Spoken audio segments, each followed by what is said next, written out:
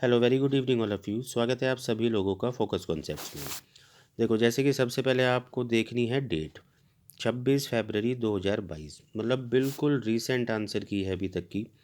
और इसी के आज मैं आपको मैथ्स के सॉल्यूशंस कराऊंगा। Assistant grade 2 non teaching exam है। आपको हर सब्जेक्ट से 40 क्वेश्चंस मिलेंगे और मैथ्स के जो 40 क्वेश्चन जिनके हम सॉल्यूशंस करेंगे तो हमेशा की तरह हम उसको दो पार्ट्स में बांट के चलेंगे। आज इस वीडियो में पहले 20 क्वेश्चन रहने वाले हैं और अगले 20 क्वेश्चंस के सॉल्यूशन मिलेंगे आपको अगली वीडियो में। इसके अलावा देखो, मैं आपको बहुत थोड़े टाइम में समझाने की कोशिश करता हूँ। डीएसएसबी का बिल्कुल अच्छे से मौसम चल रहा है एग्ज़ाम्स का। लगातार शेड्यूल आते चल रहे हैं। पीआरटी का आ चुका है, एमसीडी क्लैरिकल का आ चुका है और आगे मतलब नई वैकेंसीज और पुरानी जो आपने भरी है उन सभी के शेड्यूल आपको जल्द देखने को मिलेंगे। कल्याण जो आपका होगा वो सिर्फ प्रीवियस ईयर पेपर करने से ही होगा और ख़ास तौर पे मैथ्स और रीजनिंग के लिए। तो बहुत सारे प्रीवियस ईयर पेपर देखो मैं आपको करा चुका हूँ और अभी भी चलते ही रहेंगे। इसके अलावा कंप्लीट आंसर की आपको हमेशा प्रोवाइड करता हूँ मैं। इस बार भी जो ये पेपर है तो कंप्लीट आंसर की आपको डिस्क्रिप्शन बॉक्स में दी जा रही है। और मैथ्स के अलावा जो दूसरे सब्जेक्ट्स बचते हैं तो ज़रूर आपको उनको भी एनालाइज करना है। सीधा चलते हैं पीडीएफ की पेज नंबर 23 पर। यहाँ आपको मैथ्स का पहला पार्ट मिलेगा और क्वेश्चन तो हिंदी में है बट मैं उसको इंग्लिश में भी थोड़ा आपको समझाता चलूँगा। पहला क्वेश्चन आप कह सकते हो परसेंटेज से या रेशियो से। आपको बताया जा रहा है कि विनय है जिसकी इनकम और एक्सपेंडिचर्स का इनिशियल शुरुआती रेशियो दे रखा है 6:5। तो मैं देखो ऐसे लिख सकता हूँ कि अगर वो 600 कमाता है तो 500 वो खर्च करता होगा। और अगर 500 खर्च करता है तो आप बोलोगे सेविंग्स ज़रूर उसकी 100 होगी। अब जैसे जैसे लैंग्वेज ये कह रहा है आप बस उसको फॉलो करते चलो। कहता है कि इनकम को 40% से बढ़ाना है।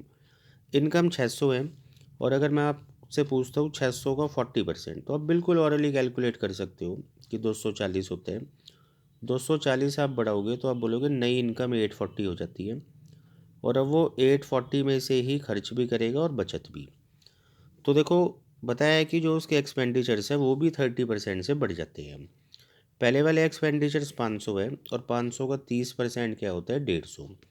150 से आप बढ़ाओगे तो यानी नए एक्सपेंडिचर्स हो जाते हैं 650। अब 840 में से अगर आप 650 घटाते हो तो सेविंग्स आपको नई वाली मिलेगी 190। हालांकि नई सेविंग्स 190 नहीं है बल्कि आपको देखो बता रखा है कि वो 38,000 है। तो यानी कि यहाँ पर जो 38,000 गिवन है आपको वो 190 की वैल्यू है। और आपसे पूछी जा रही है इसकी शुरुआत वाली इनकम जो कि 600 यूनिट है। तो 600 की वैल्यू आपको निकालनी है। जब आप इसको कैलकुलेट करोगे तो बिल्कुल आसानी से आपको आंसर मिल जाएगा 1,20,000। इसके बाद चलते हैं क्वेश्चन नंबर 2 पे। और ये क्वेश्चन नंबर 2 आप कह सकते हो सिंप्लीफिकेशन या बेसिक अलजेब्रा से है। के की वैल्यू आपको देखो यहाँ गिवन है √3 + √2। मान लो मैं आपसे पूछूं कि 1/k की वैल्यू क्या होगी तो आप बोलोगे बस इसी का ना रेसिप्रोकल कर देना है। और रेसिप्रोकल करने का मतलब है ऐसे आप करोगे तो उसके बाद क्या करना है कि इसको रैशनलाइज भी करना है।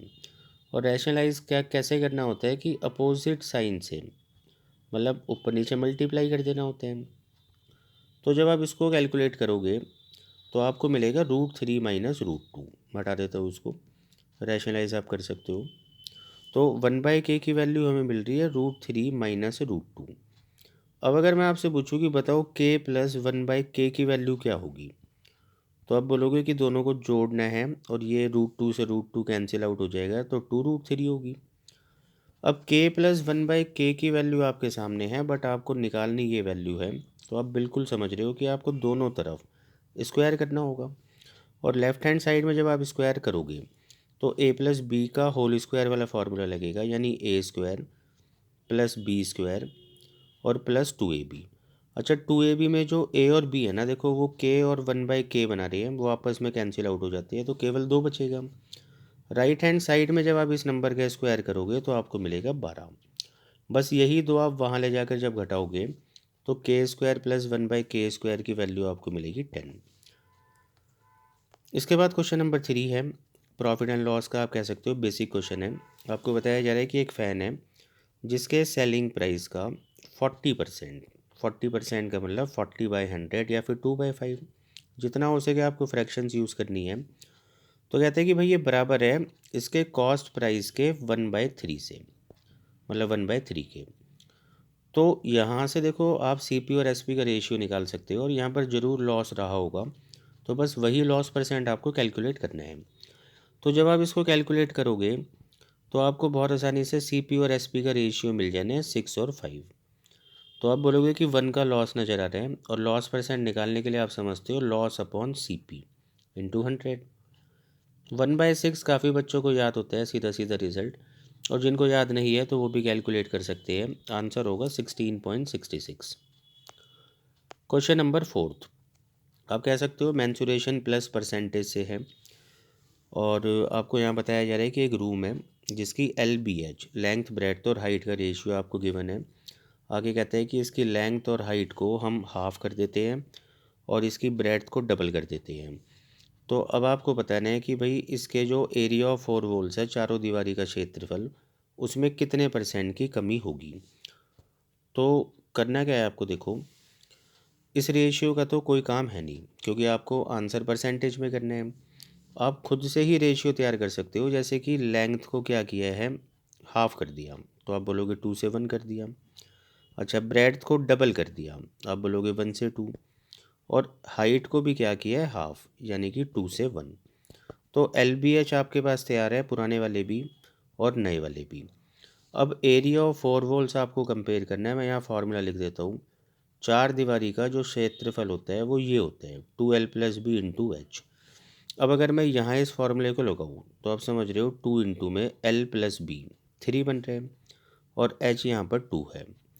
उसी तरीके से अगर मैं यहाँ पर फार्मूला लगाऊँ तो आप बोलोगे कि 2 इंटू में L+B, यहाँ पर भी 3 बन रहा है और H1 है। तो बाकी कंपेयर करना है, 2 इंटू 3 दोनों जगह से काट लेते हैं। फाइनली ये जो एरिया ऑफ 4 वॉल्स है ये 2 से 1 हो गया। तो आप बोलोगे एक की कमी, और एक की कमी कितने पर है, पहले, यानी 2 पर। कैलकुलेट करने पे आपको बहुत आसानी से आंसर मिल जाएगा 50%। क्वेश्चन नंबर 5 है, देखो रेशियो का बेसिक क्वेश्चन है। आपको बताया जा रहा है 163 रुपीज़ आपको बांटने हैं पी, क्यू और आर में, और वो पैसा इस तरीके से बांटने हैं कि पी को क्यू से 16 रुपये ज़्यादा मिले और क्यू को आर से 12 रुपये। तो उनके शेयर्स का क्या रेशियो होगा। आर से मैं शुरुआत करता हूँ। मैं मान लेता हूँ आर को x रुपये मिले, तो आप बोलोगे कि क्यू को 12 ज़्यादा मिलने थे, यानी कि x+12 मिले होंगे, और पी को उससे भी 16 रुपये ज़्यादा मिलने हैं, तो x+28। तीनों को मिलाकर कितना पैसा मिला, तो आप बोलोगे 163। तो जब आप यहाँ पर x की वैल्यू सॉल्व करोगे, देखो सॉल्व करते हैं, 3x + 40, 40 उधर चले जाने हैं, माइनस होकर 123 रह जाने हैं, और x की वैल्यू आपको 41 मिल जानी है। अब तीनों के शेयर आप निकाल सकते हो। देखो p का शेयर x+28 है, यानी कि 41 + 28 यानी 69। q का x+12 यानी 41 + 12 53, और r x है यानी कि 41। तो बहुत सिंपल सा क्वेश्चन था। चलते हैं अगले क्वेश्चन पर। इसके बाद देखो क्वेश्चन नंबर 6 है, आप कह सकते हो प्रॉफिट एंड लॉस से है। कहता है एक बिजनेसमैन है और वो दो आर्टिकल्स को ना 2-2 हज़ार के हिसाब से खरीदते हैं। पहले आर्टिकल को 30% प्रॉफिट पर और दूसरे आर्टिकल को 50% लॉस पर बेचते हैं। तो ओवरऑल उसको कितना परसेंट लॉस हुआ।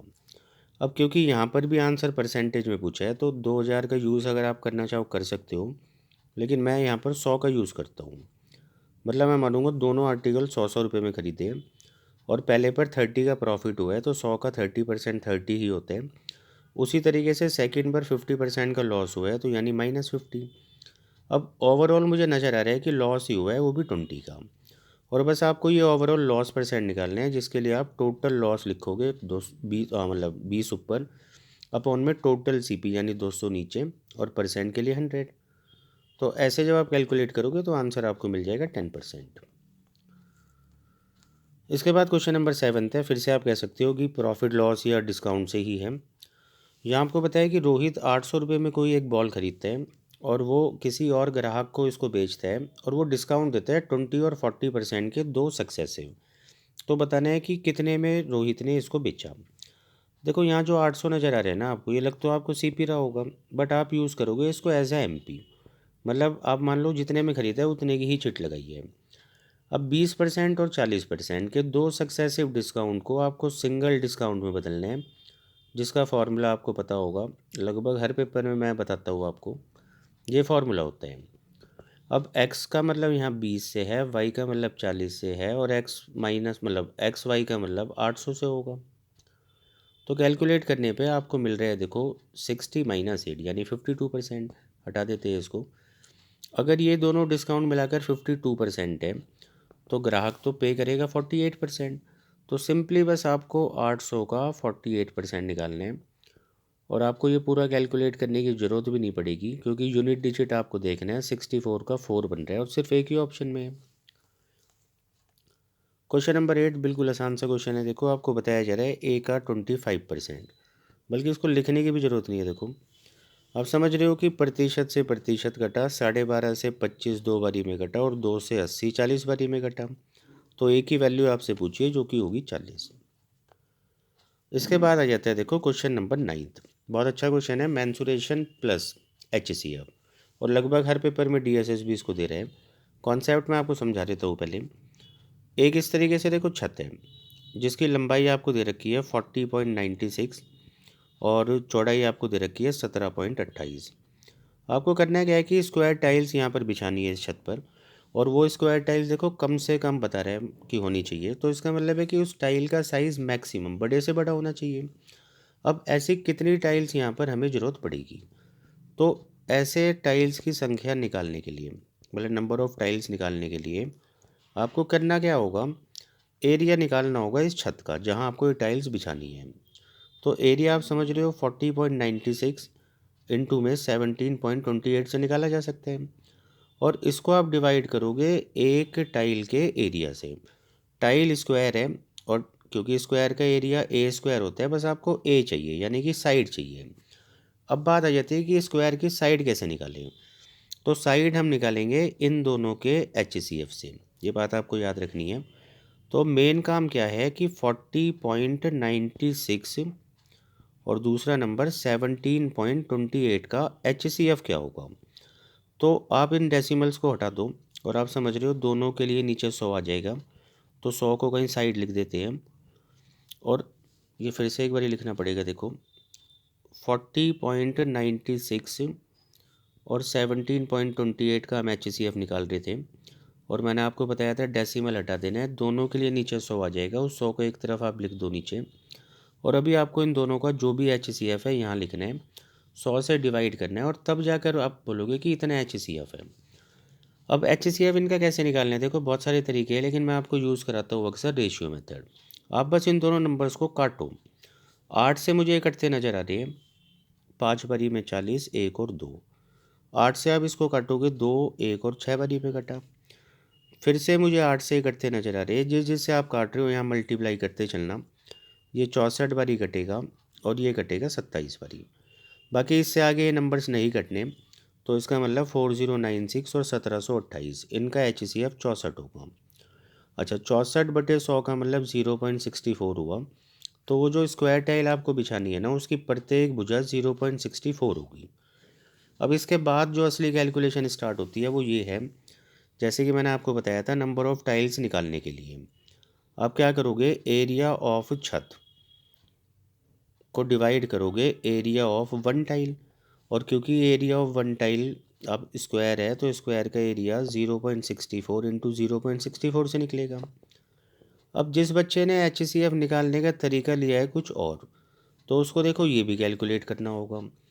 लेकिन जिस बच्चे ने इस तरीके से HCF को कैलकुलेट किया है ना, तो उसके लिए काम इतना आसान हो गया कि 64 और ये 64 मतलब 0.64 इन नंबर्स को इतनी बारी ही काटेगा, और वो तो आपके सामने पहले से लिखे हुए हैं। सिंपली बस आपको मल्टीप्लाई करना है, नंबर ऑफ़ टाइल्स आ जाएगी। और मल्टीप्लाई करने से पहले भी यूनिट डिजिट आप देख लेना, 7 × 4 28 यानी 8 नज़र आएगा। अब 8 इन दोनों में है, लेकिन आप समझ रहे हो कि ये तो बहुत छोटा है, तो आंसर होगा 1728। तो मतलब बहुत सारी चीज़ें मतलब मिलकर सवाल को आसान बनाती है, वो सब आपको समझना है। इसके बाद चलते हैं क्वेश्चन नंबर 10 पे। इंग्लिश में मैं इसको एक बारी ट्रांसलेट कर देता हूँ। कहता है कि 8 कर्मागत, जिसका मतलब है consecutive. The average of 8 consecutive even numbers is 43। If next even number also included to it then what will be the new average. अब कहने का मतलब क्या है कि लगातार 8 नंबर्स यहाँ पर है, मतलब लगातार 8 इवन नंबर्स और एवरेज उनका 43 है। आपको यहाँ पर पता ये होना चाहिए कि ऐसी सीरीज़ जहाँ पर क्रमागत आपको मिल रहा है यानी कॉन्जिक्यूटिव, तो ये एपी सीरीज़ होती है। एपी सीरीज़ का मतलब जहाँ पर नंबर्स के बीच का डिफरेंस कॉमन होता है, और ऐसी सीरीज़ में जो एवरेज होते हैं ना वो बिल्कुल बीचों बीच होते हैं। अब 8 नंबर्स है जैसे, तो 8 नंबर्स में से बीचों बीच एक नंबर तो हो नहीं सकता, तो यानी इन दोनों नंबर्स का एवरेज है 43। और अगर मैं एक नंबर इसमें और शामिल कर लूँगा तो ये नंबर ऑफ़ टर्म्स 9 हो जाएगी, और 9 में से जो एवरेज होगा ना बिल्कुल बीचों बीच टर्म, वो बनेगी ये वाली टर्म। तो बस मुझे ये वाली टर्म निकालनी है और मेरा आंसर आ गया। अब कैसे निकालनी है ये वाली टर्म तो मैं आपको बताता हूँ। देखो, इन दोनों टर्म्स का जैसे कि एवरेज 43 है, तो इनका सम ज़रूर 86 रहा होगा। तो दो ऐसे लगातार इवन नंबर्स आपको चाहिए जिनको जोड़कर 86 बनाया जा सके, और वो नंबर कौन से होंगे, तो आप बोलोगे 42 और 44 होंगे। बाकी जिस बच्चे को ऐसा सोचने में दिक्कत है, तो दूसरा तरीका ये भी है कि इवन नंबर्स यहाँ चल रहे हैं जिनके बीच का डिफरेंस 2 होता है, और इस डिफरेंस को ना असल में दो नंबर्स के बीच बनाना है। तो यानी कि एक नंबर के बीच में एक डिफरेंस होना चाहिए, तो आप एक बारी एक इसमें से घटा लो और इसी नंबर में एक आप एक बारी जोड़ लो। तो ऐसे आपको ये फिफ्थ टर्म मिल गई जो कि 44 है, और 9 नंबर्स का यही एवरेज होगा, मैंने आपको पहले ही समझा दिया। तो आंसर इस क्वेश्चन का 44 रहेगा। इसके बाद आ जाते हैं क्वेश्चन नंबर 11 पे। मिक्सचर एलिगेशन का एक क्वेश्चन है, जहाँ आपको बताया जा रहा है कि 3 बर्तन है V1 V2 V3। अच्छा, उनमें वाटर और मिल्क है। बाकी इन तीनों बर्तनों का जो कैपेसिटी है वो इस रेशियो में है। बाकी तीनों में देखो मिल्क और वाटर का क्या क्या रेशियो है वो आपको बता रखा है। 2:3 है, सेकंड वाले में 3:7 है, और थर्ड वाले में 2:5 है। तो करना क्या है, आपको इन तीनों को मिलाकर एक नए बर्तन में मिला देना है ये सारा लिक्विड, और उस बड़े बर्तन में जिसमें आपने ये तीनों मिलाए हैं उसमें दूध और पानी का क्या रेशियो होगा। बहुत बेसिक क्वेश्चन है, हालांकि थोड़ी कैलकुलेशन रहती है, मैं आपको समझाता हूँ। देखो, तो आपको चेक क्या करना है, इनकी टोटल क्वांटिटीज़। तो आप बोलोगे पहले बर्तन में तो टोटल क्वांटिटी 5 है, दूसरे में 10 है, और तीसरे में 7 है। जबकि मुझे इन तीनों को ना इस रेशियो में बनाना है, 4:3:1। अभी ये रेशियो आप कह सकते हो कि 5:10:7 बन रहे हैं, और इसको 4:3:1 में डायरेक्टली नहीं बना सकते हम। आपको पहले क्या करना होगा, इन तीनों को बराबर करना होगा, मतलब 1:1:1 बनाना होगा, जिसके लिए आपको तीनों का एलसीएम लेना होगा। और तीनों का एलसीएम जो भी होगा वो 5 × 10 × 7 ही होगा, क्योंकि तीनों को प्राइम नंबर है। तो आप करो क्या कि यहाँ आप मल्टीप्लाई करो 10 और 7 से, यहाँ आप मल्टीप्लाई करो 5 × 7 से, और यहाँ आप मल्टीप्लाई करो 5 × 10 से। तो ये तीनों बराबर हो गए, 1:1:1 हो गए। अब आपको 4:3:1 बनाना है, तो आपको ऊपर 4 से भी, नीचे 3 से, और यहाँ 1 से ही मल्टीप्लाई करनी होगी। अब देखो, ये जो ग्रीन कलर से आपको नंबर्स नज़र आ रहे हैं सिंप्लीफिकेशन वाले, आप चाहो तो छोटा कर सकते हो। जैसे कि मुझे नज़र आ रहा है कि 5 से कटने वाला नंबर हर एक जगह है, और इसके अलावा कुछ नहीं कटेगा इन नंबर्स में से। तो आपको सिंपली इतने इतने से मल्टीप्लाई करनी ही पड़ेगी, और वही मैं अब करूँगा। देखो, जैसे कि मुझे ऊपर मल्टीप्लाई करनी है 7 × 4 28 × 2 56 से, तो मैं इन दोनों को 56 से कर देता हूँ मल्टीप्लाई। यहाँ मुझे देखो मल्टीप्लाई करनी है 21 से, तो इन दोनों को 21 से कर देते हैं, और यहाँ 10 से मल्टीप्लाई करनी है, तो 10 से कर देते हैं। अब रिक्वायर्ड रेशियो आप बना चुके हो, और एज इट इज़ इनको मिला देना है। बस मिलाने का मतलब इनको ऐड कर देना है। तो वाटर देखो, जब आप ऐड करोगे यहाँ 112 बन रहे हैं, यहाँ आपका 63 बन रहे हैं, और यहाँ बन रहे हैं 20। तो इनको जोड़ने पर कितना बन रहा है, 3 और 2 5, 6 और 2 8 और 1 9, और इतना 195। उसी तरीके से देखो मिल्क, यहाँ पर 168 बना, इधर 147 बन रहे हैं, और इधर 50 बन रहे हैं। तो 8 और 7 15 का 5, और 7 और 4 11 और 5 16 और इतना 365। अब देखो इसने रेशियो पूछा है दूध और पानी का, यानी कि दूध तो 365 है और पानी 195 है। तो जब आप इनको 5 से काटोगे ना तो बिल्कुल आपको ये रेशियो मिल जाएगा। इसके बाद चलते हैं क्वेश्चन नंबर 11 पे। ये देखो आप कह सकते हो कि एवरेज से है। आपको बताया जा रहा है कि एल और ओ की वर्तमान आयु का औसत 23 है। मतलब जो एवरेज एज है प्रेजेंट की एल और ओ की वो 23 है।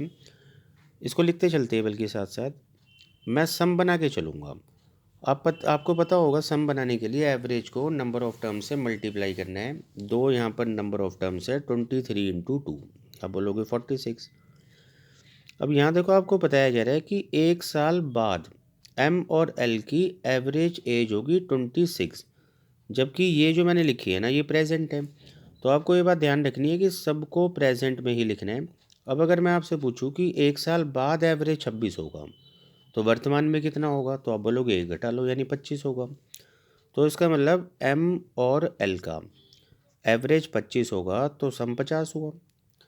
उसी तरीके से देखो एक वर्ष पहले आपको एम और एन का एवरेज बता रखा है 26, एक वर्ष पहले, तो आज एक ज़्यादा होगा यानी 27। तो एम प्लस एन जो होगा ना, मतलब एम और एन का एवरेज 27 है तो सम 54 होगा।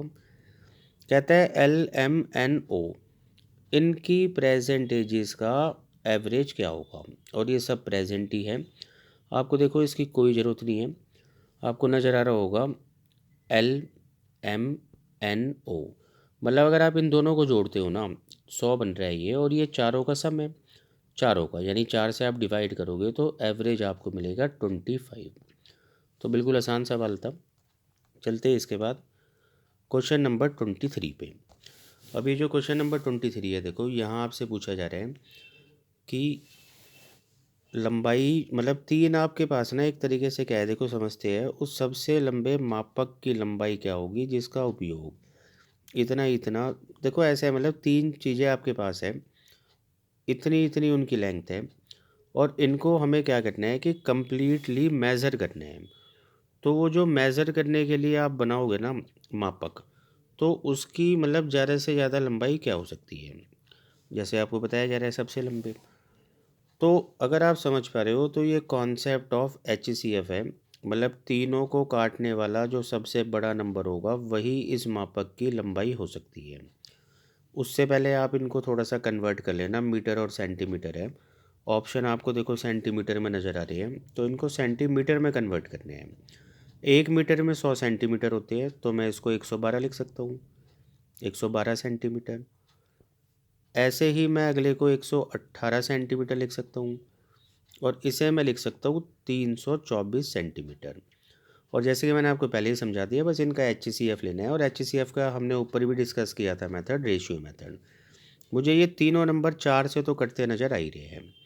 4 से मैं इसको 28 बारी काटूँगा, 4 से मैं इसको काटूँगा कितनी बारी, देखो यहाँ थोड़ा सा ये करेक्शन है आपको ठीक करनी होगी, ये एक्चुअली ना 108 बनेगा, ये जल्दबाजी में हमने 118 लिख दिया, और 108 एक्चुअली 4 से जो है वो पूरा कटना भी है, कितनी बारी देखो 27 बारी, और 4 से जब आप यहाँ काटोगे तो 108 आ जाएगा।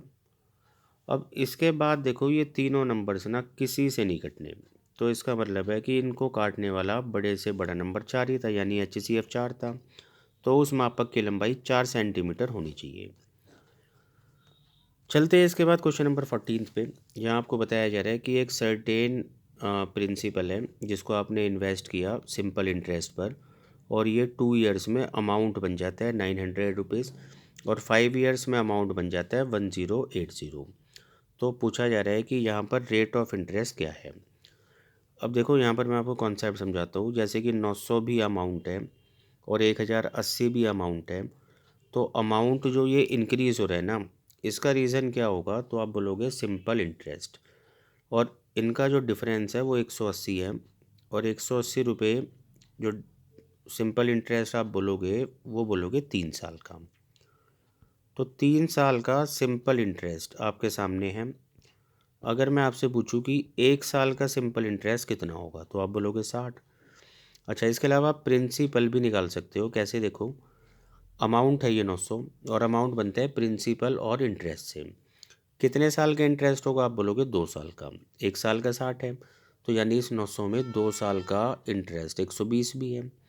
120 जैसे आप घटाओगे ना तो आपको प्रिंसिपल मिलेगा 780।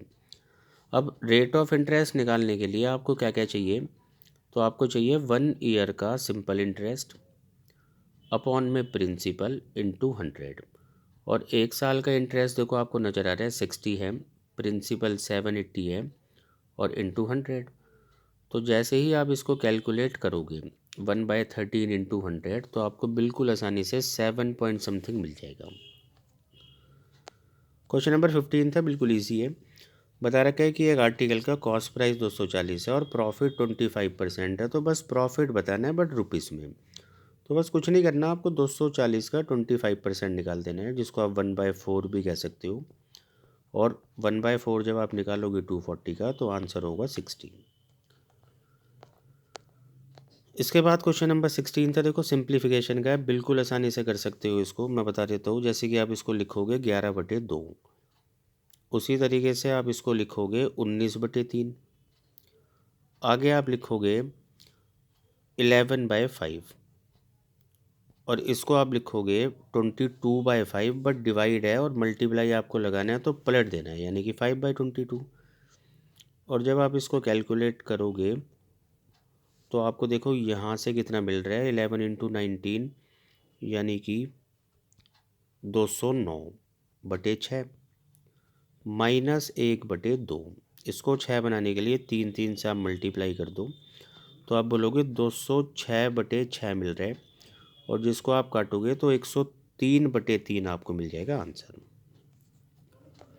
इसके बाद क्वेश्चन नंबर 17 है, आपको यहाँ बता रखा है कि PQ और R के जो वेजिस है उनका रेशियो है 3:5:11।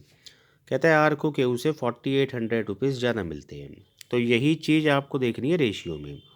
आर को केयू से 6 यूनिट ज़्यादा मिल रहे हैं और 6 की ही ये वैल्यू है। तो 4800 को अगर आप 6 से डिवाइड करते हो तो ये 1 की वैल्यू आ गई।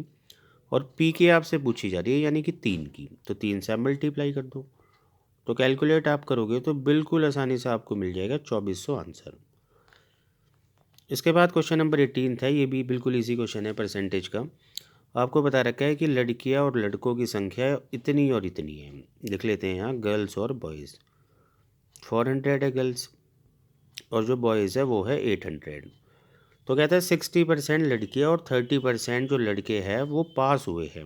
लिख देते हैं यहाँ पर गर्ल्स का 60%, 400 इंटू 60/100 आप समझ रहे हो 240 होगा। और 800 का जब आप 30% निकालोगे तो वो भी 240 होगा। यानी टोटल 480 बच्चे यहाँ पर पास हो गए। अगर मैं आपसे पूछूं कि फ़ेल कितने हुए तो आप बोलोगे कि टोटल बच्चे देखो 1200 है और 1200 में से माइनस करना होगा 480, तो ये आपको मिलेगा 720। इतने बच्चे फ़ेल हुए हैं। बस इन्हीं बच्चों का जो फ़ेल हुए इन्हीं का ही आपको परसेंटेज निकालना है। तो आप बोलोगे 720 जो फ़ेल हुए आउट ऑफ 1200 में से, और परसेंट के लिए 100। तो कैलकुलेट करने पे बिल्कुल आसानी से आपको मिल जाएगा 60%। इसके बाद क्वेश्चन नंबर 19 है, यहाँ आपको बता रखा है कि मनीष ने 1056 रुपये में 2 घड़ी खरीदी है। मतलब कंफ्यूज नहीं होना आपको, 1056 में मिलाकर दोनों घड़ियाँ खरीदी है। और उसने क्या किया कि एक को तो बेच दिया 25% लॉस पर, दूसरे को 25% प्रॉफिट पर, जबकि दोनों को बेचा सेम रेट पर है, मतलब दोनों का सेलिंग प्राइस सेम है। तो आपको बताना है जिस घड़ी पर लॉस हुआ था उसका कॉस्ट प्राइस क्या है। देखो CP1 और CP2, मतलब पहली घड़ी का CP1 है और दूसरी घड़ी का CP2 है। और पहली को 25% लॉस पर बेचा है, यानी कि अगर मैं इसका 75% निकालता हूँ तो ये सेलिंग प्राइस बन जाना है।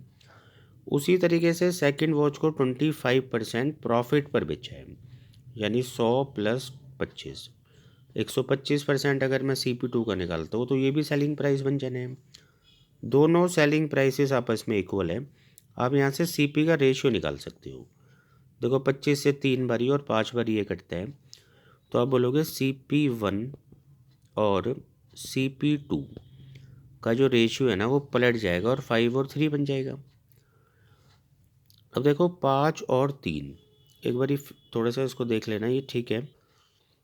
हाँ, कि मतलब दोनों का कॉस्ट प्राइस जैसे कि आप देख पा रहे हो 8 यूनिट है, बट आपको 8 की वैल्यू दे रखी है 1056। तो 1056 को अगर मैं 8 से डिवाइड करता हूँ तो ये 1 यूनिट की वैल्यू आ जानी है। बाकी मुझे निकालना है उस घड़ी का कॉस्ट प्राइस जिस पर लॉस हुआ था, यानी CP1 निकालना है। तो 5 की आपको वैल्यू निकालनी है बस।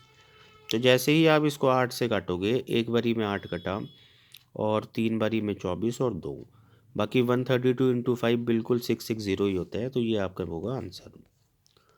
आ जाते हैं लास्ट क्वेश्चन नंबर 20 पे। इजी क्वेश्चन है, देखो सिंप्लीफिकेशन का है, बाकी कोई आइडेंटिटी यहाँ नहीं लग रही। 11 इंटू 11 इंटू 11 सबको याद होता है, 1331 होता है 11 का क्यूब। और जैसे ही आप उसमें 8 ऐड करोगे तो ये बनेगा 1339। बाकी इसके बाद है 13 इंटू 66 और इसको डिवाइड करना है 169 से।